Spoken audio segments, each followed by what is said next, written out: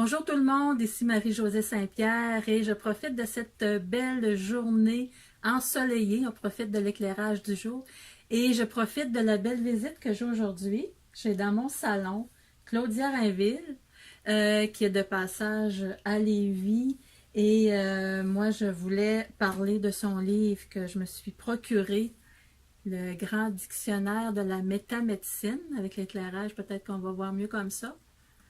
Et également ses deux derniers livres, J'ouvre la porte à l'abondance. Et je voulais faire un petit coucou là-dessus pour remercier Claudia d'avoir écrit ce livre parce que étant une guide en libération bienveillante et je me sers vraiment de cet outil merveilleux. Je pense qu'il a été écrit pour ça, hein? Oui, N'est-ce pas? c'était l'intention que j'avais. Oui. Quand j'ai écrit ce livre, d'ailleurs j'ai commencé, ça fait des années que j'ai commencé à écrire ce livre, je le destinais surtout aux consultants, aux thérapeutes, aux médecins, aux infirmières. C'était vraiment à eux que je le destinais parce que eux, avec ce livre, ils vont pouvoir avoir une très bonne piste des causes de la souffrance de leurs patients ou de leurs participants.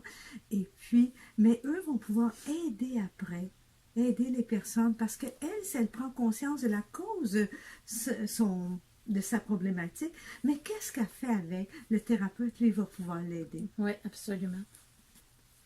Si tu nous disais, est-ce que tu l'as regardé, le Grand Dictionnaire? Oui, je l'ai regardé, bien entendu, et j'ai eu la chance de l'utiliser avec des personnes que je reçois en consultation, en séance privée. Et c'est vraiment un outil très précieux à avoir parce que ça ouvre vraiment des portes et des pistes. Quand on parle émotions et malaise et maladie, c'est vraiment un petit... un exemple d'une personne que tu as eue en consultation, juste que tu as utilisé le dictionnaire? Oui, il y a une personne qui avait des problèmes de dos. Oui. Puis à quel niveau du dos? Je me souviens plus vraiment, mais seulement le fait d'avoir lu les questions qu'on se pose par rapport à ce malaise-là, je lisais le texte, puis la personne s'est mise à pleurer, puis elle me disait oui, c'est vraiment ça, c'est vraiment ça, c'est vraiment ça. Et ça nous a mis justement sur des pistes pour aller un petit peu plus loin. Avec moi, je me sers beaucoup de l'EFT et de Ho'oponopono pour libérer les mémoires liées à ce malaise-là. Donc, je te remercie beaucoup de l'avoir offert au monde entier parce qu'il va faire beaucoup de chemin. Il en fait déjà beaucoup. Ça me fait plaisir parce que, tu sais, Marie-Josée, quand j'ai écrit ce livre, je le destinais surtout aux consultants, aux thérapeutes. C'est vraiment à eux, bien que tout le monde va l'utiliser. Mais c'est que, vois-tu, c'est que vous, avec la question, c'est qu'après, vous pouvez aider cette personne-là, parce que la personne, elle peut prendre conscience de la cause de son malaise. Mais comment s'en libérer? S'il fallait que j'écrive à chaque malaise tout le processus à faire pour la libérer, le livre aurait eu 3000 pages. Exactement. Donc, je ne pouvais pas me permettre, bien que j'ai d'autres livres qui complètent ça. Mais vous pouvez apporter ce travail-là. Vous pouvez aider la personne à prendre conscience, mais vous lui apportez, grâce à, que ce soit à travers un soin, que ce soit à travers d'autres approches, vous pouvez l'aider à savoir, oui, mais comment tu vas libérer ce sentiment, cette émotion qui donne ce malaise. Alors, il y a énormément de thérapeutes qui l'utilisent et j'en suis vraiment contente. C'était à eux que je le destinais beaucoup. Parce que, comme c'est écrit, chaque symptôme est un message. Et c'est vrai.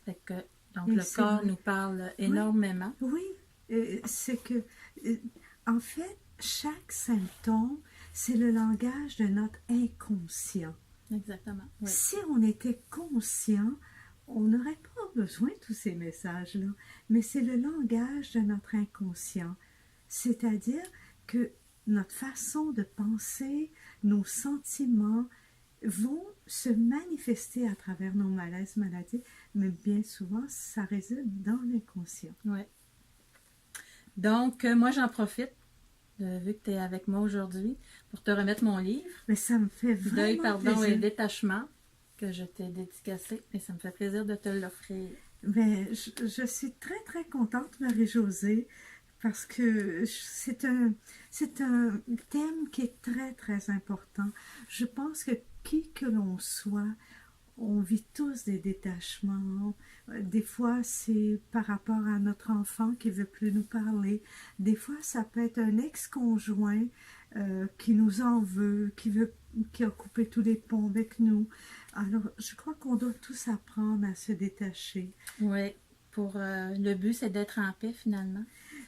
En fait, moi, je dirais, c'est pour apprendre à aimer les mains ouvertes. Oui. Tu vois, c'est le détachement, c'est à ça qui sert.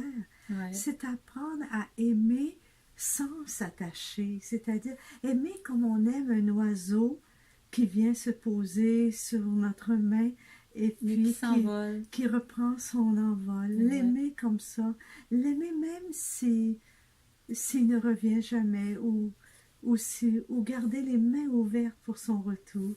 Alors, je trouve que ton livre est vraiment merveilleux. Je vais le lire avec grand plaisir, vraiment avec grand plaisir. Merci. Je suis sûre qu'il va qu'il va très bien compléter tout le travail que je fais. Absolument.